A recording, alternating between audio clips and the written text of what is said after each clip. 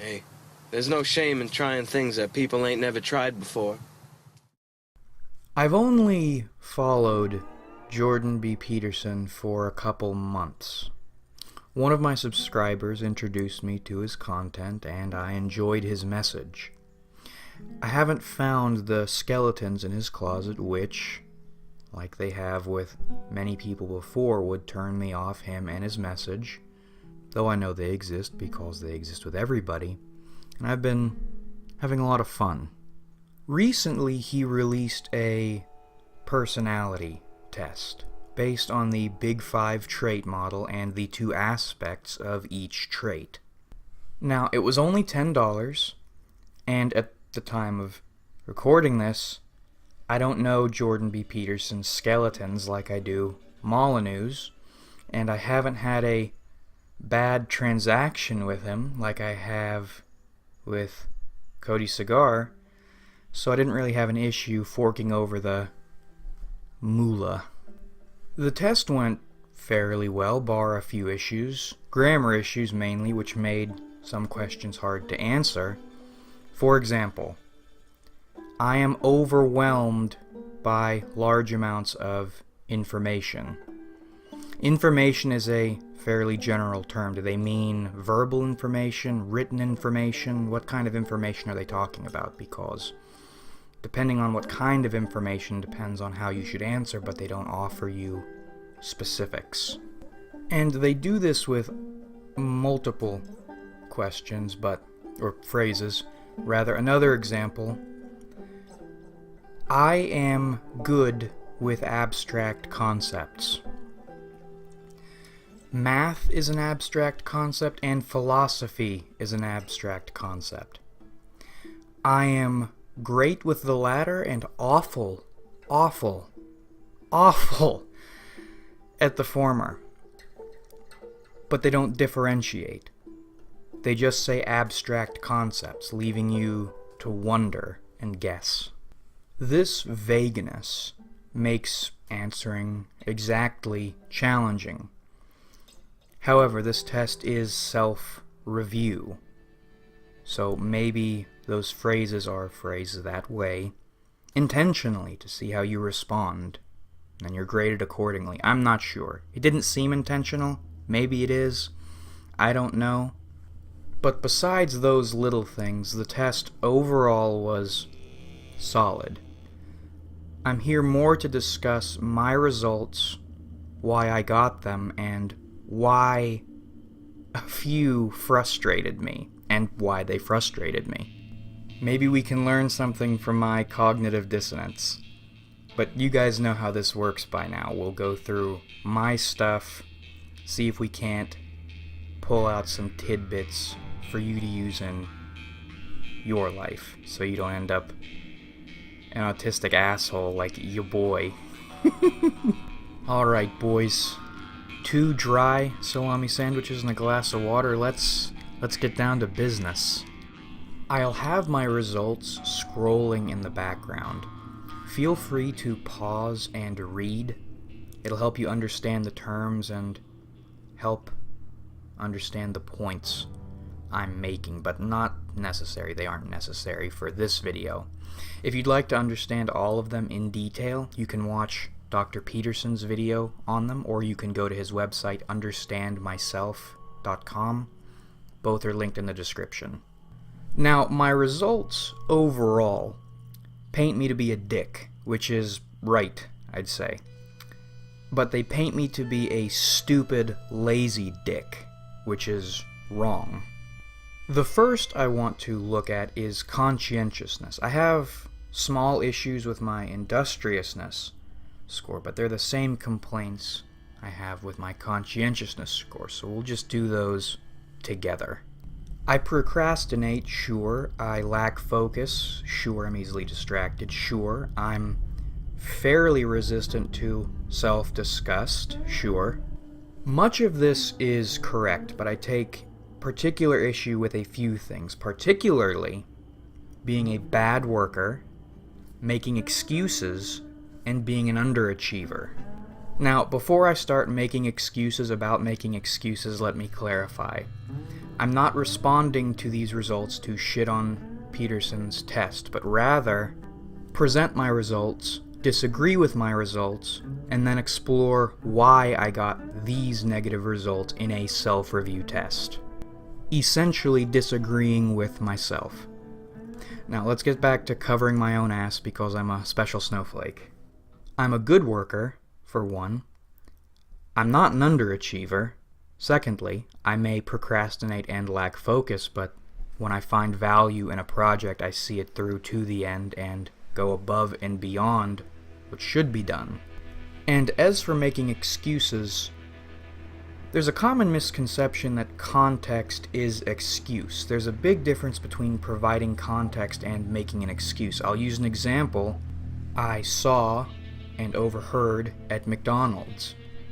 A father and his son were ordering, and the son, who was probably in the 4th or 5th grade, ordered nuggets, but he ordered a nugget meal, which was $7 or $8 or something.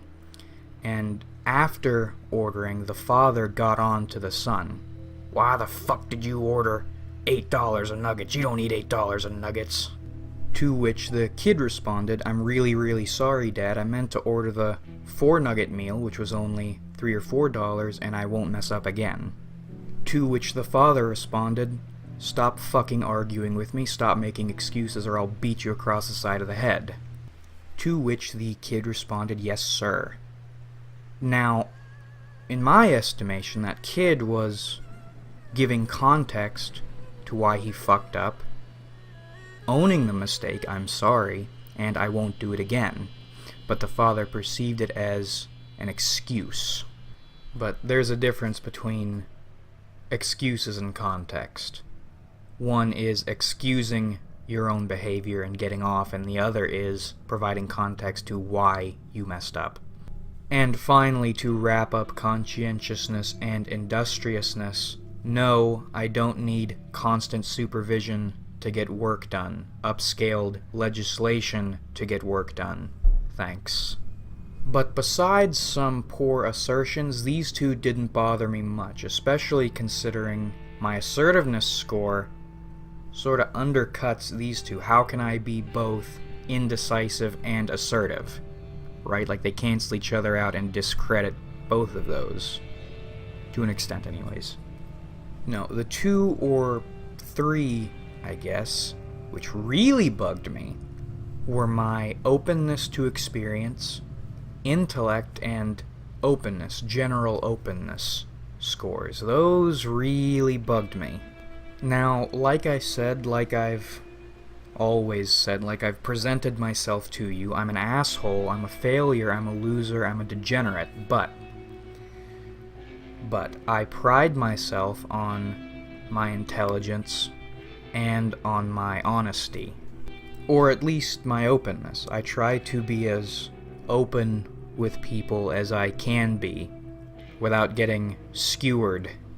But my intellect and openness scores were both less than bad, worse than bad. They were average. Woo-hoo-hoo-hoo! Oh man, that is not fun. That is not fun to read, Sonny. Especially when reading Intellect, the disclaimer that intellect is not IQ. IQ is your computation power, and intellect, what they're grading here, is your openness to abstract thought. Which I know my computation power is low, and my openness to abstract thought is supposed to be very high. That's what I pride myself on, not my IQ, but my intellect. And that's average. That is average. Oh man, I was very... Woo-hoo-hoo, boy! That bothered your boy pretty bad for a little while. I was pissed. Now, I don't need to justify either of those. You're my subs, you know what I'm like, you've seen my content. I don't need to cover my ass there. My actions speak louder than my words ever could. I bet you didn't know you were riding with a high roller. Thankfully. Because, man, making excuses about making excuses already sounded pretty pretentious. Can you imagine what... justifying how smart you really are and how honest you really are. Can you imagine how shitty that would sound? Even though that is kind of what I'm doing right now in a roundabout way, right? God. But if you've been listening, if you slowed down, read the results, were curious, you can see the results highlighted my negatives and downplayed my positives. Well, there are a few answers, two major ones, and with the answer I think it is, there are two sub-answers, sub-reasons, and those are the ones I want to look at. But we'll start with the two big answers. One, there's a problem with the test. Like I mentioned, the grammar, the wording, was a bit vague. It's hard to be precise when your assessment is imprecise. Making excuses again, you see. But again, this is a self-review test, so perhaps they are supposed to be vague. I don't think there's a problem with the test. No, the answer is in how I reviewed myself, I'm sure. Now, if you're like a ninja knife, a ninja blade, you watch some Naruto, you believe it. Except you replace the U with an E. You're keen-eyed. That's why they don't pay me the big bucks, boys. That's why I have 200 subs. Haha! You were keen-eyed, you were curious, you stopped, you read, you noticed my enthusiasm score was exceptionally low, the 0th percentile. 100 people in a room, I would be the least enthusiastic of any of them, and that is very accurate. The last time I was seriously and genuinely enthused about something, 2015, hanging out with some friends, watching E3, Fallout 4 is announced. Bang.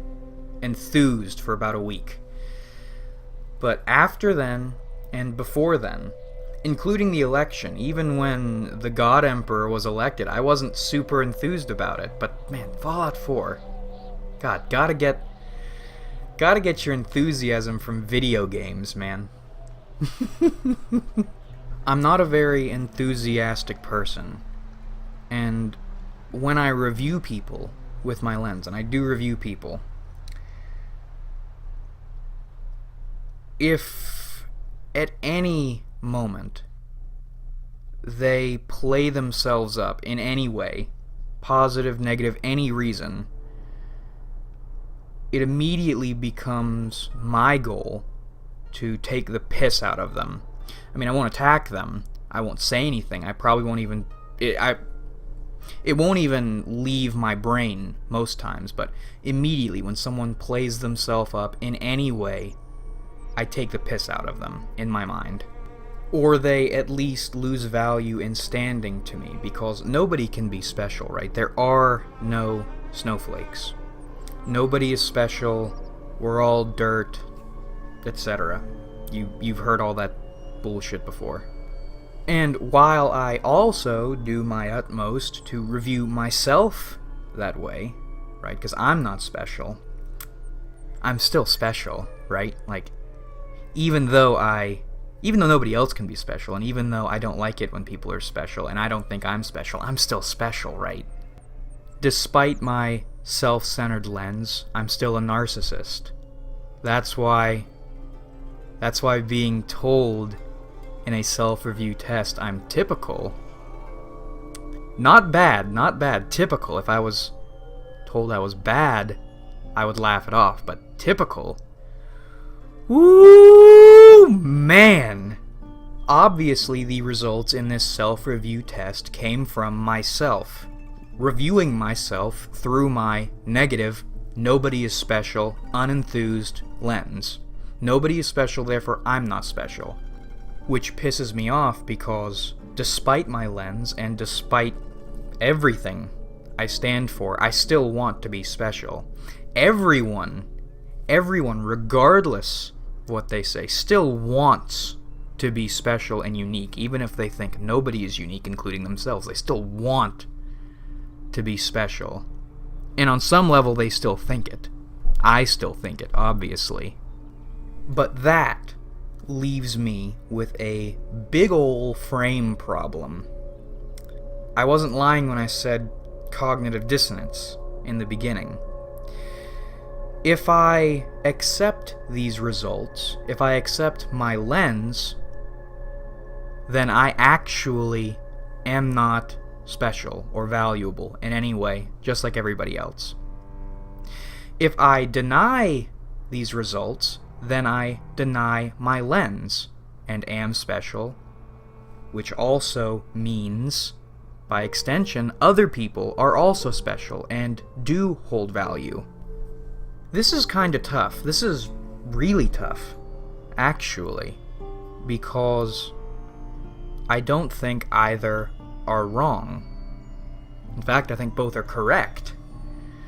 I think nobody is valuable, but people are also valuable at the same time. They're worthless and they're valuable, but then that's conflicting, just like my results and my perception of myself. How can they be both? How can they be neither? How can it be one or the other? How can... Because we are worthless, but we are valuable. So it's more implausible to be one or the other, but it's hypocritical to be both. Right? I mean, it all always comes back to enjoy every sandwich. Right? It always comes back to the subjective present, more than anything. I mean, this won't change my frame or my actions. I'll still negatively view myself and others, but also view value in myself and the people I respect, because neither are wrong and neither are correct, but I don't know, boys. I really don't know. If nothing else, this is a reality check, or at least a wake-up call. You know, day-to-day life, I think this way, you think this way, you know, we actually think this way, but then you actually think this way. Well, yes, I do. Oh, Jesus. But I do. Shouldn't I? I don't know! I don't know, boys. God, I don't know. But that about wraps this one up, boys. Now, this is a little homework project here, because I am very curious. We might do this again in the future, but for now, take the test, tell me what you got, tell me why you think you got it, and tell me a little bit about yourself if you'd like. I'm very curious to hear about you and what you think of this test and what you think of yourselves and what you think of the world. Really, we might do something with this, I'm not sure. But whether we do or not, or whether you do or not, I hope you enjoyed watching, because I certainly enjoyed making it. Like if you enjoyed, because that helps me out a lot. Subscribe if you haven't, because we do this shit sometimes. And comment your thoughts. I already asked you to do that earlier, but it's kind of part of the outro. Can't really change it. Unless you move from a more than weekly schedule to a wheneverly schedule, then you have to change it from we do this shit more than weekly to we do this shit sometimes, kind of subtly so nobody notices. But they do notice, I'm sure, because people actually watch this part of the video. These parts of the videos, believe it or not, holy shit. It's crazy. Anyways, thanks again for watching, everybody. We have a ton of fun on this channel, just a ton of it. And I look forward to doing this with you guys again in the future, hopefully very soon.